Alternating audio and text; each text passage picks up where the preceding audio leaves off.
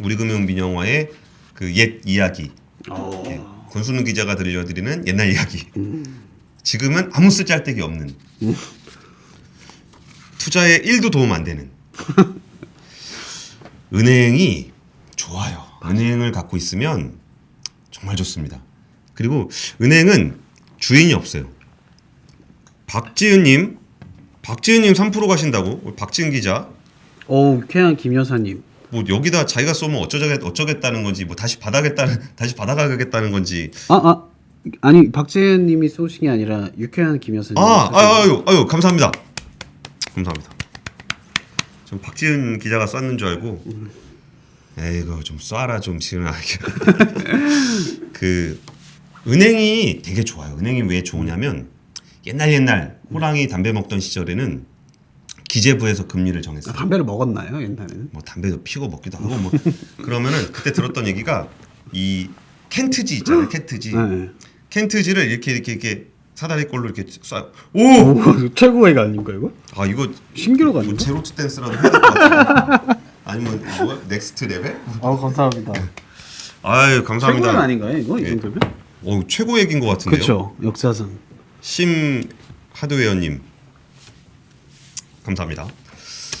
그 켄트지를 이렇게 쓴 다음에 여기다가 뭐 1금융, 뭐 저축은행 뭐 이렇게 쓴 다음에 거기다 숫자를 이렇게 써요. 금리를. 그러니까 기재부에서. 네. 그리고 그거를 한국은행에 갖다 줍니다. 그럼 한국은행이 그걸 발표를 해요. 그게 금리를 정하는 방식이었어요. 그러면 그리고 대출을 뭘 해줘야 되느냐, 뭘 해주지 말아야 되느냐, 요거를 또 결정을 해요. 그러면 뭐 대기업에는 대출을 해주고, 뭐 일반 개인한테는 대출을 안 해주고, 요런 거를 또 결정을 합니다. 그러면 그게 우리가 흔히 표현을 많이 듣는 게 모피아라는 표현이 있잖아요. 네네. 이게 재무부 관료들을 이게 재무부이면서 마피아다 그래고 모피아라고 맞아요. 부르는데, 모피아의 핵심 부서가 어디냐면 금융정책국이에요. 금융정책, 대출을 누구 해줄 것이냐. 이게 최고의 주먹이었어요. 그냥 그분이 한번 이렇게 뜨면 막 전국에 있는 그 기업들은 다 벌벌벌 기어요. 왜냐하면 대출 다 끊어버리면 그 회사 망하잖아요. 그러면 기업을 망하게도 할 수 있고 살릴 수도 있는 전권을 가지고 있는 그런 데가 금융정책국이었어요. 근데 은행은 주인이 없기 때문에 은행에 대한 규제도 되게 많고, 맞아요. 그러면 은행을 권력자들의 일종의 그 자기 뒷주머니, 권력의 핵심이라고 생각을 해요. 그러면은 뭐 야 회장, 금융지주 회장 누구 할래? 네. 그러면 권력에서 승리한 사람이 그걸 먹어요. 그리고 내가 뭘 하고 싶다, 내가 뭔가 좀 자리를 갖고 싶다라고 하면 그 은행에다가 지원서를 쓰는 게 아니고 청와대에다가 지원서를 써야 돼요. 뭐 뇌물도 좀 갖다 주면서. 그래가지고 그걸 받게 되는 거고, 그랬던 회사 그런 역사가 이렇게 있는데, 네. 이른바 관치금융의 역사죠. 근데 제가 그 당시에 이제 우리금융을 출입하다 보면 우리금융은 굉장히 기자들한테 잘해줬어요. 맛있는 것도 잘 사주고 되게 잘해줬어. 그리고 특징 중에 하나가 외부 인사에 관심이 많아요. 뭐 금융위 장관 누구 되냐, 차관 누구 되냐, 뭐 과장 누구냐, 이런 거에 관심이 되게 많고. 그래서 그때 이제 실무자들하고 같이 얘기해봤을 때 들었던 얘기는, 네. 부장급 이상은 회사에서 결정하지 않는다. 그냥 그 냉소적인 얘기죠. 그러니까 내가 뭐 차장 이상 진급을 하려 그러면 꼭 어딘가에 줄을 서야 되고 외부에 백 하나 없이 못 간다는 거예요. 그게 왜 그랬냐면 우리금융지주가 정부 거였기 때문에 그래요.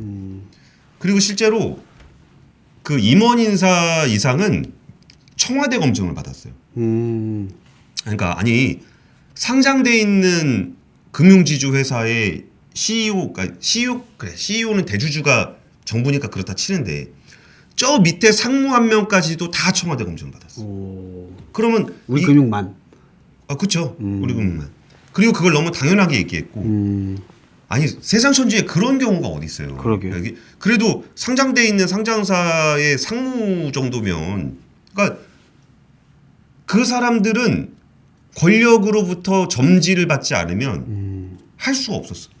그러니까 항상 기자들한테 조심하게 보여야 되는 게 기자가 뭐 예를 들어 기사를 뭐 이상하게 이렇게 썼다.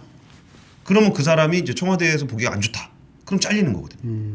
그러니까 항상 뭐 누가 그러니까 인사에 관심이 많고 그런 일들이 좀 있었습니다. 그리고 은행에 그걸 잡고 있으면 권력자들은 자기들이 필요한 곳에 대출을 해줄 수 있고 그리고 마음에 안 드는 애 대출을 회수를 함으로써 이 권력을 유지를 할 수 있는 거죠. 그런 게 되기 때문에 은행이 참 좋아요. 그리고 은행은 다 주인이 없는 회사이기 때문에 아무 때나 권력을 꽂아놓을 수 있고 권력을 꽂아놓을 수 있고 그리고 우리금융은 아예 밥이었죠. 권력의 밥. 정부가 지분을 많이 갖고 있으니까. 그렇죠. 그냥 거의 관치금융의 모든 것이 담겨 있는 회사가 우리금융지주였습니다. 그럼 우리금융지주가 23년 만에 이번에 민영화가 됐다라고 표현을 하고 있는데 일단 정부가 이제 최대 주주가 아니게 됐어요. 그러면서 그 처음에 우리금융지주가 왜 생겼냐면은 1998년에 그 IMF를 맞아서 그렇게 된 건데 여기에 기본적으로 기반이 되는 회사가 두 개가 있어요. 거기가 그 한빛 그러니까 상업은행 한일은행이라는 데가 있는데 상업은행은 기업금융을 하는 회사예요. 그러니까 국민은행은 주택 개인 대출을 하던 조그만 회사고 네. 상업은행은 기업 대출을 하는 어마어마한 회사였어요. 그러니까 옛날에는 개인들한테 대출 안 해줬어요. 개인은 개인의 돈을 모아서 기업에 대출을 해주는 게 은행이거든요. 그러니까 중공업, 뭐 중화학공업 이런 산업 육성을 하기 위해서 은행을 사용했기 때문에 기업 금융을 하는 게 진짜 은행이고 저 개인 대출은 저기 뭐 뭐랄까 그 일수꾼들이나 뭐 상호금융 뭐 요런 데가 개인 대출하는 거고 은행이라 하면 거기서 주택은행은 뭐 개인 대출을 좀 하는데 개인 대출 좀 비중이 높은데 그래서 은행 서열로 보면 제일 끄트머리에 가서 앉아 있었어요. 그런데 제 기업금융 규모가 컸기 때문에 IMF를 맞아서 상업은행과 한일은행이 망했어요. 그래가지고 얘 둘을 합치면서 한빛은행이 됐는데 이 한빛은행이 된 이후에도 상업은행 출신과 한일은행 출신 너 출신이 어디냐를 가지고 한 번은 상업은행 출신이 한 번 하고 그 다음에 한일은행 출신이 한 번 하고 그럼 둘 중에 누가 되느냐는 힘센 권력에 누가 손이 닿아 있느냐에 따라서 달라졌습니다. 그래서 여기 이후에 경남은행, 광주은행, 평화은행까지 합쳐서 지금의 우리금융지주가 됐어요. 그리고서 이걸 이제 민영화를 시작했던 거, 이제 공적 자금을 좀 회수해야 되겠다, 정부 지분을 팔아야 되겠다고 했던 건 2010년인데 여기서 우리금융 민영화의 역사가 어떻게 이루어지냐면 다 자기가 먹고 싶어해요. 그러니까 포장은 되게 멋있게 해요. 네. 그러니까 우리가 이제 민영 관치금융에 있는 은행으로 두면 안 되고 민간에 보내서 효율성을 높여야 된다라고 얘기하면서 여기서 민간이라 함은 내 거. 그리고 저쪽에서도 똑같이 얘기해요. 민간으로 보내서 효율성을 높여야 한다 내 거. 그래서 그 뒤에서 정부 딜은 우리가 민영화를 하겠습니다. 누구나 와서 사세요라고 해서 공지를 하는데 네. 그 안에 담겨 있는 얘기는 내 거를 갖기 위한 권력 투쟁이 계속적으로 벌어지고 있어요. 그러니까 일반적으로 시중에 알려져 있는 거는 뭐 이런 사람이 입찰했습니다. 뭐 입찰자가 없었습니다. 그렇게 나오고 있겠지만 그 뒤에서는 어마어마한 권력들이 자기가 먹기 위해서 정부를 압박하고 청와대를 동원하고 이런 일들이 벌어지고 있었던 거죠. 그래서 제가 이걸 비하인드 스토리라고 말씀을 드리는 거예요. 민영화에는 3대 원칙이 있어요. 공적 자금 회수 극대화.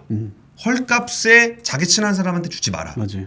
두 번째 신속한 민영화. 질질 끌지 마라. 빨리빨리 해라. 그리고 세 번째는 금융산업 발전인데 여기서 이 원칙을 가지고 장난질을 많이 쳐요. 공적 자금 회수 극대화를 위해서는 지금보다 더 좋은 가치가 될 때 팔아야 됩니다. 라고 주장하는 사람이 있고 야 신속한 민영화는 지금 파는 거지. 라고 주장하는 사람이 있고 지금 권력을 잡고 내가 사야 되겠다라고 준비가 돼 있는 사람은 신속한 민영화의 원칙을 들어서 지금 하자 그러고 여기서 내가 좀 밀렸다 싶은 사람은 아니다. 공적 자금 회수 극대화를 위해서는 좀 있어야 된다. 라고 주장을 하는 거고 그리고 또 이게 공적 자금 회수 극대화를 가지고 뭔 얘기를 하냐면 우리금융지주에는 경남은행, 광주은행 이런 거 막 있잖아요. 네네. 근데 내가 광주은행만 갖고 싶어. 그런 사람은 야 우리금융지주를 통으로 매각하는 것보다 쪼개서 매각하는 게 공적 자금 회수 극대화다. 아니면 내가 이거 바로 살 거니까 신속한 민영화를 위해서는 이걸 쪼개야 된다. 라고 주장을 하는 거고 이걸 내가 통으로 먹고 싶은 사람도 있잖아요.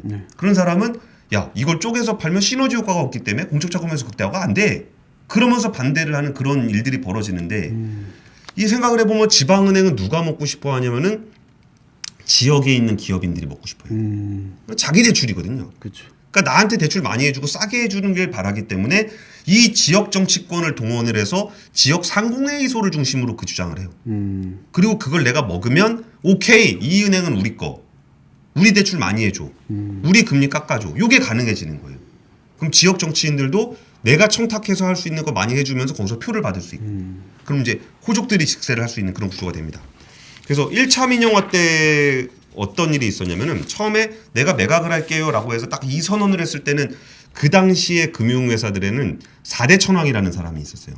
MB 정부였는데 MB 정부의 4대 천왕, 우리금융지주의 MB 최측근인 이팔성 회장이 그 우리금융지주 회장이었어요. 그 나중에 이제 그 이팔성 회장은 그 MB한테 뇌물을 주고 그 비망록을 썼다가 나중에 걸렸는데 비망록에 막 내가 MB한테 얼마 주고 막 이걸 다 써놨었어요. 그리고 수사가 들어오니까 그걸 먹었어요. 비망록을. 아니 입으로? 네. 그랬던 일이 있었던 그 최측근, MB의 최측근이었고 이분이 그 우리금융지주 회장이었고 그 당시에 이제 김승유 회장, 네네. 하나금융지주의 김승유 회장도 MB의 최측근이었고 그리고 KB금융지주는 MB의 모교 총장이었던 어윤대 총장이 KB금융지주의 회장이었어요.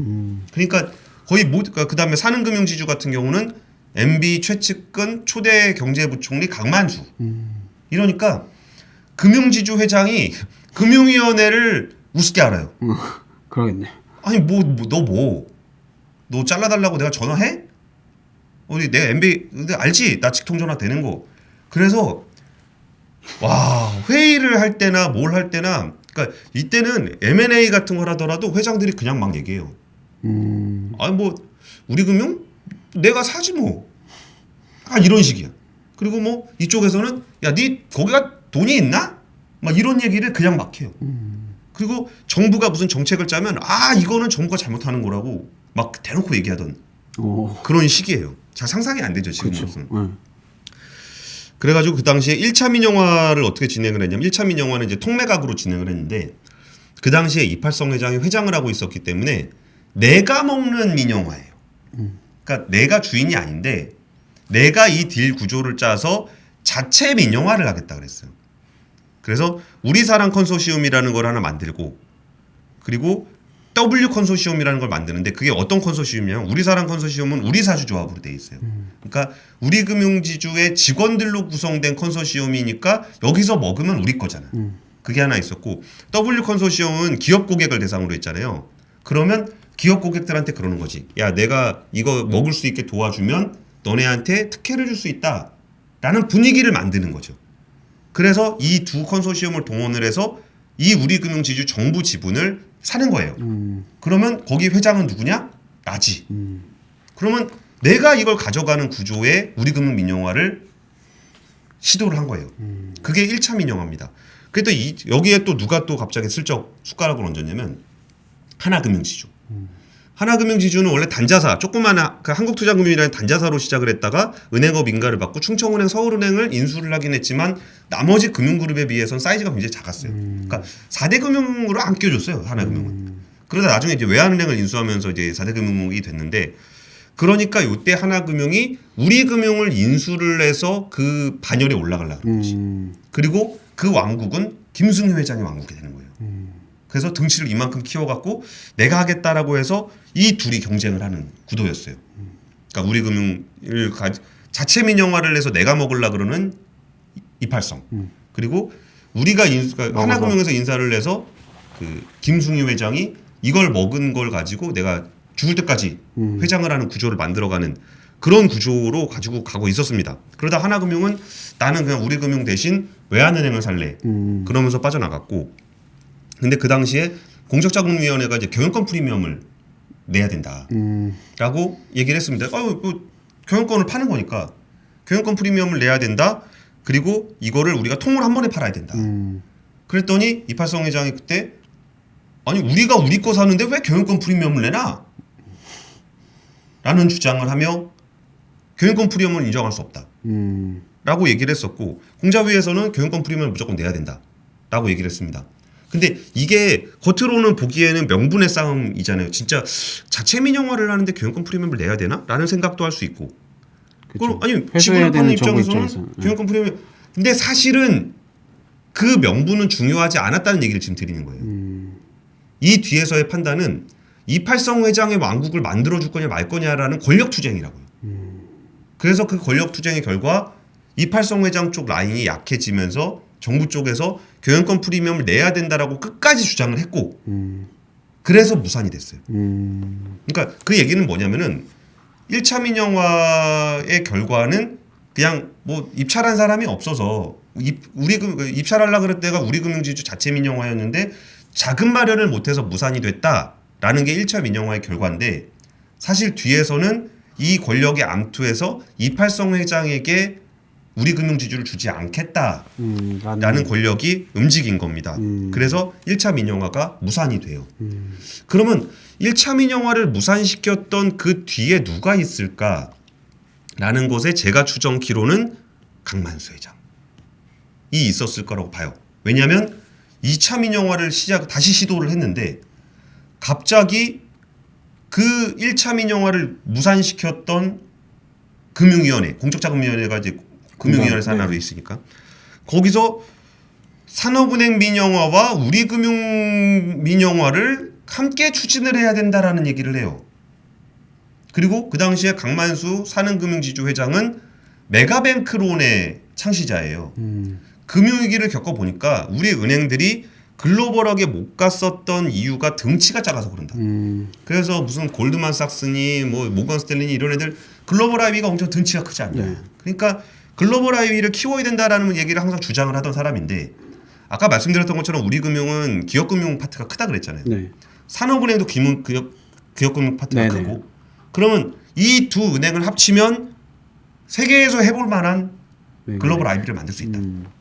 라는 논리가 있었고 정부 입찰을 할 때는 정부가 특정한 사람을 염두에 두고서 해주면 안 돼요. 딜을. 그건 특혜를 주는 거잖아요. 근데 금융위원장의 멘트가 갑자기 뭐 이렇게 슬금슬금 산업민영화와 원래 이전까지만 하더라도 1차 민영화 때까만 하더라도 그 우리금융 민영화를 먼저 하고 산업민영화를 추진하겠다 이런 스탠스였거든요. 근데 2차 민영화 때 갑자기 바뀌어요 말이. 같이 또 해야 된다. 그리고 산은에서는 여기서 우리가 합병을 하게 되면 어떻게 된다라는 내부안을 만들었는데 우연히 뜻하지 않게 기자가 그걸 보도를 하네. 아니 이거는 우리가 뭐 보고를 하려 그런 게 아니고 그때 공개가 됐어요. 산하고 우리금융과 합치면 어떻게 되는지 그런 안이 다 보도가 됐는데 이게 아니다. 이거 우리가 혹시나 입찰 참여할지 말지 그냥 한번 해보려고 검토해보려고 만든 거다라고 했는데 왜 그게 기자 손에 갔을까? 밑밥을 까는 거죠. 진짜 떠보려고 하는 거겠죠. 시장 여론을 떠보면서 산은이 이거를 먹어야 된다라는 것을 그게 민영화를 같이 한다는 게 합병을 뜻하는 건가요? 그게 의미가 그죠. 그러니까 어차피 산은도 팔아야 되고 같이 우리금융도 팔아야 묶어가지고. 되니까. 그러니까 이걸 팔아야 되니까 그러니까 거기에 민영화 산업은행 안이 뭐였냐면 이렇게 팔아서 합병을 하면 둘 다 민영화가 된다. 그러니까 한 큐에 두 개 다 민영화를 한 번에 할 수 있다. 이런 아니었어요. 그걸 딜 조건으로 내걸고. 아니죠. 딜 조건으로 내걸 수 없다니까요. 그러니까 정부한테 우리가 한 번에 민영화 시켜줄 테니까 나한테 파세요. 이게 안 되는 거예요. 네네. 무슨 정부한테는 대놓고 얘기는 못하지. 얘기를 못해요. 그러니까 정부에서 보는 거는 야 제일 비싸게 살 애가 누구냐 이거잖아요. 네네. 그러니까 이게 우리는 공정하게 매각을 하고 있어. 제일 비싸게 사는 애한테 내가 팔 거야. 그러니까 아무나 들어와라고 정부는 공식적으로 얘기를 해야 돼요. 근데 저 뒤에서는 합병을 해가지고 하게 되면 정부의 목적을 해줄 수 있다는 안을 우리끼리 생각해 본 겁니다라고 얘기했는데 굳이 그걸 보도가 돼. 그래서 그런 일들이 좀 있었어요. 그리고서 그게 이제 금융지주법상 95% 이상 지분 소유 규정이 있어요. 네. 그러니까 금융지주를 소유하려면은 이걸 95% 이상 갖고 있어야 되는 건데 산은하고 우리금융을 합쳐서 민영화를 시키면 95% 이상 지분 소유를 못 해요. 왜냐하면 그 당시에 이제 우리금융지주 가지고 있던 예보 지분이 57%밖에 안 됐거든요. 그럼 나머지를 시장에서 다 사와야 되기 때문에 산업은행이 할 수가 없어요. 그랬더니 갑자기 김석동 금융위원장이 시행령을 바꿔야 된다. 그리고 왜요? 그랬더니 아니 뭐 지주 95%. 설립을 뭐 95%까지 하는 거는 뭐 불합리하네 만에 그런 얘기를 그러면 야 이거 사는 줄라 그런 거 아니냐 그랬더니 아니래 그거랑 상관없대. 뭐 금융지주의 뭐 이런 뭐 매각의 효율성, 우리 금융 매각의 효율성을 높이기 위한 뭐 그런 얘기 막 하는 거죠. 근데 우리 금융 민영화가 진행되고 있는데 그걸 왜 하냐고. 그럼 누가 봐도 산업은행에다 붙여주려 그런 거 아니냐. 그러니까 이미 권력은 강만수 회장한테 주는 쪽으로 구상을 하고 있었던 거예요. 그리고 그거를 걸림돌이 될 만한 규정을 정부가 계속 바꿔주고 있는 거지. 그러면서 대외적으로는 제일 비싸게 사는 사람한테 팔게요. 그러다가 야당에서 엄청나게 저항을 많이 했어요. 민주당에서. 민주당이 막 저항하면서 이게 무슨 메가뱅크냐부터 해가지고 강만수 공화국 만들라 그러는 거 아니냐 막 완전 비판을 하고 있었는데 그때 되게 주요하게 거세게 저항했던 지역이 바로 광주 지역이었어요. 광주은행. 그러면서 광주에서는 아까 무슨 일이 있었냐? 그 소상공인들을 중심으로 컨소시엄을 구성을 해서 분리 매각을 해야 된다. 은행을 쪼개서 팔아야 된다. 왜? 아까 제가 설명드렸죠. 이거는 지역 정치인들이 그걸 쪼개서 팔 수 있게 되면 기업 상공인들이 돈을 모아서 하게 되고 내가 기업인들한테 대출을 수월하게 해주고 생활을 독촉하지 않는 자신들의 금고를 만들 수 있을 거라고 기대를 하면서 그걸 반대를 하는 거예요. 그러니까 강만수 공화국을 만드는 것에 반대하는 게 아니고 네. 자기네 공화국을 만들어야 되기 때문에 반대를 하는 거예요. 그래서 국회에서 절대 못 바꾸게 할 거다. 시행령 만약에 그거 바꾸면 이거 입법할 거다. 그리고서 그래서 정부에서는 오케이 그러면 시행령 개정하지 않겠습니다라고 국회에 가서 얘기를 했어요. 그 얘기인 즉슨 네. 2차 민영화는 실패했다는 얘기예요. 왜냐하면 사는 해 주려고 그랬거든. 그렇죠. 근데 사는 해 주려고 그랬는데 95% 규정을 안 바꾸면 그러면 딴 애가 와서 비싸게 사가면 어떡해. 비싸게 제시해서. 그러면 그 뒷작업을 또 해요. 들어올라는 입찰 희망자들을 다 쫓아냅니다. 못 들어오게. 각각 막 압박을 하는 거죠. 너 들어오지 마. 그러니까 들어와가지고 만약에 입찰 서류를 딱 열었는데 막 들어와서 산다고 제시를 했는데 얘가 비싸게 산대요. 그럼 어떻게 걔한테 안 팔 수 있냐고. 그렇죠. 그러니까 그 당시에 그랬을 때 제가 들었던 얘기는 강만수 회장과 그 김석동 금융위원장이 좀 소통이 좀 있었다. 그래서 그 소통을 끝내면서 그때 정무위원회에 가서 김석동 금융위원장이 산은금융이 우리 금융 입찰에 참여하는 게 바람직하지 않다라는 입장을 정리했다. 국민적 공감대가 형성되지 않은 것 같다라고 얘기를 했고 바로 옆자리에 앉아 있었던 산은금융지주회장은 우리금융 인수에 정부가 반대한다면 이를 따르겠다. 근데 만약에 이거를 바로 옆에서 몰랐다면 네. 바로 이렇게 반응이 안 나오죠. 그래서 2차전도 짜고 치는 고스톱을 치다가 무산이 됩니다. 세 번째 민영화는 이번에는 어윤대의 우리은행을 만들어주려고 했어. KB금융지주의 우리은행. 그게 몇 년도죠? 그게 2012년. 아, 네네. 예. 그러니까 어윤대 회장이 2011년도만 하더라도 1차, 2차 때만 하더라도 나는 아직 준비가 안 됐다라는 얘기를 해요. 이 얘기는 뭐냐면 이미 자기들끼리는 세팅이 끝난 거예요. 야, 1차는 이팔성 중심으로 하겠다라는 것에 어윤대는 나는 별로 관심 없다. 이렇게 된 거고 2차는 강만수 회장하고 하고 있는 거니까 별로 관심 없다. 그래? 다 안 돼? 그럼 내가 먹을까? 그럼 내가 먹어서 나 대대손손 잘 살아보자. 라고 해가지고 2012년에 돌연 KB금융지주가 입장을 바꿔서 그 우리금융 인수전에 뛰어들려고 해요. 그랬더니 근데 KB금융지주도 상장이 돼 있잖아요. 네. 근데 인수를 할 때 그 외국인 주주들이 반대를 많이 해요. 이게 그 저기가 있으니까 이거 정부 지분을 되게 싫어해. 외국인들은. 그렇죠. 관치금융이 된다. 맞아요. 특히나 금융은. 네. 예, 그래서 외국인 주주를 설득하기가 되게 어렵습니다. 우리금융지주를 인수할 때. 그랬더니 갑자기 돌연 정부가 우리가 30% 지분을 팔면 20% 이상 지분이 남지만 매각을 하고 나면은 우리가 남은 지분에 대한 의결권을 포기하겠습니다. 라는 얘기를 해요. 그러면 누가 봐도 KB금융지주가 외국인을 설득할 수 있게끔 구조를 짜주는 거죠. 그러면서 대외적으로는 그냥 공정하다. 누구에게나 열려있다. 누구나 비싼 값을 주고 들어오면 된다. 라고 얘기하면서 뒤에서는 어윤대 회장의 공화국을 만들어주기 위한 작업을 같이 진행을 한 거예요. 근데 여기서 무슨 일이 있었냐면은 이게 아까 권력과 권력이 부딪히는 거라 그랬잖아요. 네. 근데 어윤대 회장하고 KB금융지주 이사회 멤버들하고 사이가 안 좋았어. 그 이사회 멤버들은 다 교수로 구성이 돼 있었고 네네네. 그 사회이사들이 자기들끼리 주고받았어요. 임기가 사회이사들은 사회이사들끼리 추천을 하잖아요. 그러니까 내가 추천해줘서 얘 들어오고 얘 추천해서 내가 들어오고 이런 식으로 하면서 어윤대 회장하고 사이는 되게 안 좋았어요. 그래가지고 이게 그 KB금융지주가 우리금융을 인수하려면 이사회에게 허가를 받아야 되잖아요. 네네. 이거를 못 받은 거예요. 그러니까 어윤대 회장은 정부와 어윤대 회장은 이미 얘기가 됐는데 됐는데 이사회가 발목을 잡아버린 거예요. 그러면 이사회라는 곳은 어윤대 회장의 공화국을 만들어주고 싶지 않았던 거예요. 그러겠네요. 이사회들의 공간을 만들고 싶었던 거야. 이게 어떤 일도 있었냐면은 그 이후에 어윤대 회장이 ING 생명 인수하려고 그랬거든요. 그러니까 이사회가 또 반대를 했어요. 그러니까 어윤대 회장이 그때 북경에서 그 북경사무소를 여는데 사회이사들을 다 초청을 해서 네네. 북경에서 저녁 자리를 가지면서 그런 부분에 대해서 좀 찬성해달라라고 얘기하다가 사회이사들이 또 반대하잖아요. 그때 소주잔 막 집어 던지고 막 거기 이때 임원 피 터지고 난리가 났었어요. 그러다가 이 사건이 나중에 어떻게 열리게 되냐면은 어윤대 회장이 퇴임한 이후에 그 이사회를 중심으로 그러니까 이사회가 다 한 몸이었다 그랬잖아요. 그 사람들한테 사랑받고 어윤대 회장한테 핍박받았던 이명록 KB금융지주 사장을 사회이사들을 중심으로 해서 KB금융지주 회장으로 올립니다. 그래서 이명록 회장과 거기에 이사회들은 드디어 KB금융지주를 장악하는 그런 쪽으로 흘러가게 돼요. 그 이후에 또 뭐 이건호 행장, KB금융지주 이사회가 꽂지 않았던 다른 세력의 행정이 되면서 둘이 싸워서 나중에 KB 사태로 이어지는 그런 흐름을 보이게 됩니다. 그래서 3차 민영화도 결국 KB가 못 가게 됐잖아요. 네네.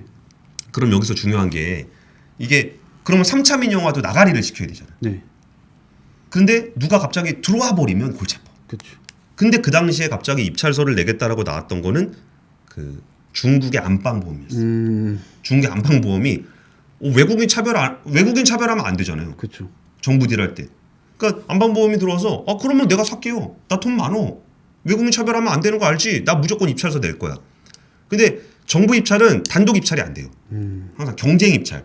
공적 자금에서 극대화를 위해선 경쟁 입찰을 해야 된다. 경쟁 입찰이라 하면 2곳 이상의 입찰 희망자가 있어야 돼요. 근데 안방보험이 확실하게 들어온단 말이죠. 그럼 누가 하나 더 여기에 들어오면 안방보험한테 팔아야 돼. 그러게요. 뭔 얘기인지 알겠죠? 네. 그리고 딴 애들은 협박해서 못 눈치 없이 들어오면 안 되는 거죠. 네. 딴 애들은 협박해서 못 들어오게 할 수 있는데 안방보험한테는 그게 안 되는 거예요. 그렇죠. 근데 이때 눈치 없이 들어오려고 그러던 데가 어디냐면 교보생명. 신창재 회장이 우리금융을 하고 싶다는 거야. 그러니까 신창재 회장은 은행에 대한 꿈이 있어요. 그래서 도메인을 교보뱅크.co.kr을 누르면 그 도메인이 교보 거예요. 이미 사놨어. 교보뱅크. 신창재 회장은 진짜 들어가고 싶어요. 그래가지고 일단 뭐 여기 들어오려고 그랬던 사모펀드 이런 애들 다 금융 관료들이 얘기해서 못 들어오게 하고 신창재 회장 막 그렇게 들어오려고 그러는 거를 야 너 들어오면 진짜 너 보험업도 못할 줄 알아. 막 약간 이런 식인 거지. 그래갖고 갖은 압박이 뒤에서 이루어지고 있었고 결국은 신창재 회장도 들어오지 않았어요. 그리고 우리가 여기서 공개된 역사에는 뭐라고 써있냐면 민영화 입찰을 받아본 결과 입찰 희망자가 한 곳밖에 없어서 유찰예 뭐. 경쟁 입찰이 성립되지 않아 유찰하겠습니다. 라고 얘기하면서 이 3차 민영화가 무산이 됩니다. 이게 우리금융 민영화의 역사예요. 그리고 4차 민영화는 어떻게 했냐면은 여기서부터 조금 이제 정상적으로 가기 시작하는 건데 아까 얘기했잖아요. 이걸 다 먹어서 내가 이걸 다 가져와야 되겠다라는 욕심들이 있다고. 네네. 그러면 사실 이걸 내가 다 먹으려 그러니까 이런 문제가 생기는 거예요. 그러니까 얘가 다 먹으려 그랬을 때 내가 못 먹겠다 싶으니까 고춧가루 뿌리고 막 이런 일들을 계속 하는 거잖아요.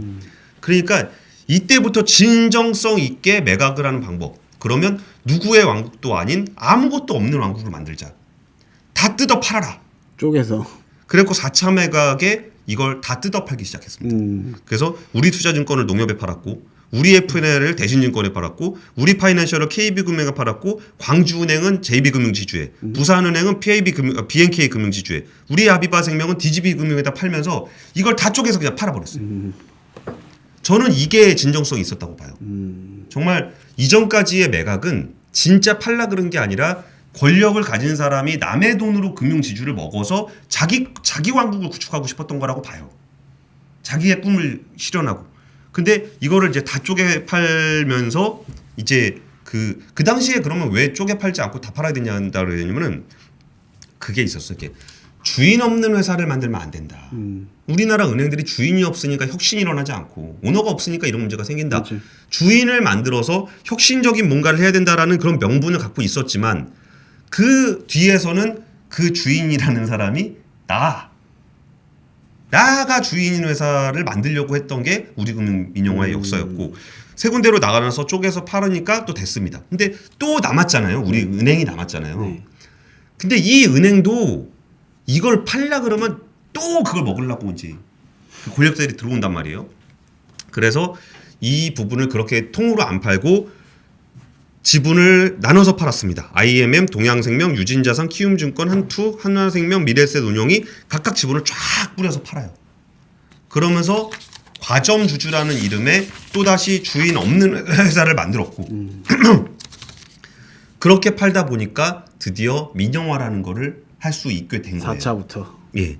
그래서 5차에 그 과점주주로 팔았고 남은 주식을 이번에 다 매각을 함으로써 정부 지분이 거의 소수 지분이 되는.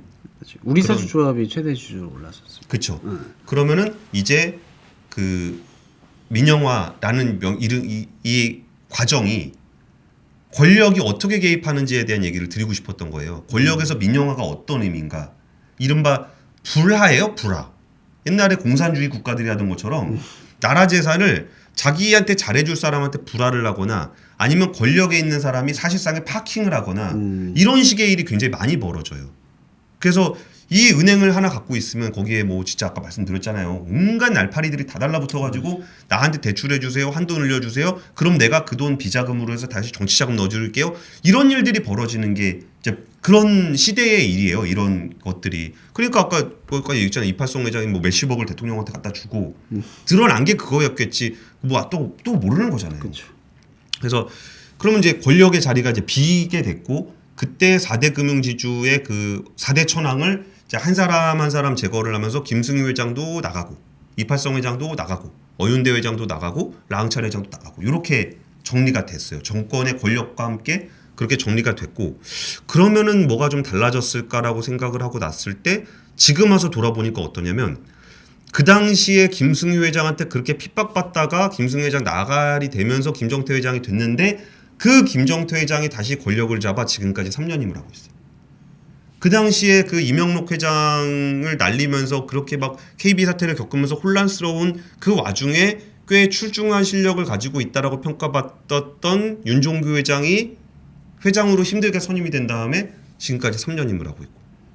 그러니까 또 다시 그 회장의 3년인권 그 사람의 어떤 구역이 되고 있는 모습을 좀 보이고 있는데 그때만큼 표면적으로 정치 권력과 가까워져 있는 모습을 보이진 않지만 또 다시 주인 없는 회사에서 왕국을 만들어가는 모습도 유추해 볼 수 있는 그런 게 금융회사의 지배구조의 모습입니다.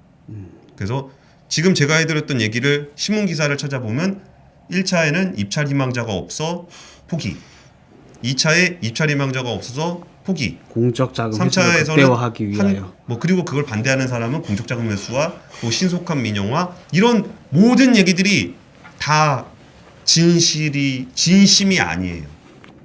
내가 먹어야 된다. 내가 힘이 더 세다. 내가 더 정권과 가깝다라는 것들의 결과물이 우리금융 민영화였고 최종적인 결과물은 이 너도 나도 주인이 아닌 갈갈이 찢어서 팔았을 때 겨우 팔더라. 그리고 지금 서울보증보험 같은 경우도 그때 당시에 공적 자금 들어가서 정부 거 돼 있거든요. 네. 서울보증이라는 회사가 어떤 회사냐면은 그 신용이 안 돼서 대출을 받지 못하는 소상공인들과 작은 기업들에게 대출을 해줄 수 있는 보증서를 끊어주는 데예요. 완전 꿀이지. 그쵸. 이 보증서가 있으면 은행 가서 대출을 받을 수 있고 보증서가 없으면 대출을 받지 못하는 사람이 어마어마하게 많아요. 그러면 거기서 보증서를 받기 위한 어마어마한 민원들이 생깁니다. 이 엄청난 민원들을 잘 해결해 줄 수 있는 정치인이라면 자신들의 엄청난 정치적 후원자들을 모집할 수 있어요. 그 서울보증을 지금까지 정부는 한 주도 팔고 있지 않아요. 왜? 민간이 되면 골치 아프거든. 정부 소유로 돼 있어야 자기 맘대로 사장을 꽂아놓을 수 있고, 물론 그렇게 불투명하게 뭐 뇌물 주고 그런 회사라는 얘기는 아니에요. 근데 이런 구조들을 고민했을 때 이 민영화라는 게 어떤 의미인가를 보셨으면 좋겠다는 거예요. 그러니까 지금 우리가 시장이 너무 혼란스럽고 뭐 시장 맘대로 하니까 뭐 금리를 돈 많은 사람만 싸게 대출해 주냐, 왜 돈 없는 사람은 왜 비싼 금리 내야 되냐, 뭐 이런 사람은 잘해줘야 되고 이런 사람은 못 해줘야 되고 이런 사람은 해줘야 되고, 그러니까 정부가 움직여서 뭔가 가치 판단을 해야 된다, 이런 얘기들을 많이 원해요. 사람들은 뭐 나는 불쌍한 사람인데 나한테 뭐 해줘야 되는 거 아니냐, 이런 것들을 원하고 정부가 또 많은 역할을 해주길 바라는데, 그러면서 그 정부가 가지고 있는 은행에서 무슨 일이 벌어지는지에 대한 말씀을 드리는 거고, 서울보증보험이라는 게 우리가 진짜 열심히 해보려는 청년입니다. 나가 은행에서 대출을 안 해줘요. 보증서 좀 끊어주시는 나를 위해서 뭔가를 해주세요. 그러면 정치인들이 정부에다 압력을 행사하고, 이걸 압력을 행사해서 서울보증보험 사장한테 그렇게 한다는 게 아니라 그렇게 할 수 있는 여지가 생긴다는 거예요. 그리고서 그 주식을 지금까지 단 한 주도 팔지 않고 있다는 거예요. 왜 한 주도 안 팔고 있을까? 정부의 역할이 필요하기 때문에. 정부의 역할이 필요하면 정부기관을 만들면 되잖아요. 왜 민간 기업에 공적 자금을 투입한 다음에 안 팔고 있냐고. 그래서 은행은, 그러면 우리은행도 그때 충분히 그냥 팔 수 있었던 거를 얘한테 주려고 그러다 안 되니까 무산시키고, 얘한테 주려고 그러다 안 되니까 무산시키고, 얘한테 주려고 그러다 안 되니까 무산시키고, 이런 일들이 그 이른바 정부 실패라고 불리는 모습이 우리금융 민영화에서 굉장히 잘 나타나요. 그래서 우리가 바라는, 우리가 원하는, 내가 원하는, 네가 원하는, 누군가가 원하는 것을 잘 수행해 줄 수 있는 게 항상 바람직한 건 아니에요. 그리고 그렇게 나를 위해서 뭔가 정책을 써주기를 바래서 누군가에게 권력을 주게 되면 그 국민이 아니라 그 권력과 가까운 다른 누군가에 의해서 어마어마한 이권을 몰아줄 수가 있어요. 그래서 이런 부분들을 우리금융 민영화가 됐다고 하니까, 이번에 정부 지분이 최대주주 지분인지 아니게 됐다라고 하니까, 지금 와서 그 우리금융 민영화가 과거에 어떤 일이 있었는지를 그냥 재미삼아 한번. 재미삼 너무 무거운 주제 아닌가요? 재밌잖아요. 진짜 막 힘센 사람들이 자기들끼리 그쵸. 거의 그 칼부림을 하고 있는 건데. 그래서 뭐 그냥 재밌다고 하시면, 뭐 외환은행 인수 때는 무슨 일이 있었는지, 신한 사태, 네. 뭐 KB 사태 때는 어떤 일들이 있었는지, 뭐 이런 얘기도 준비를 할 거고 했는데, 이미 200여 분밖에 안 남았네요. 그래서 금융 비사는 흥행성이 없는 아이템인 걸로. 알겠습니다. 금사파를 여기까지 하는 걸로. 네, 오늘 너무 시간이 많이 됐으니까 뭐 끝인사 클로징 짧게 하겠습니다. 오늘 함께 해주셔서 감사하고요. 그 주말 잘 보내시고 다음 주에 또 뵙겠습니다. 지금까지 발칙한 경제였습니다. 감사합니다.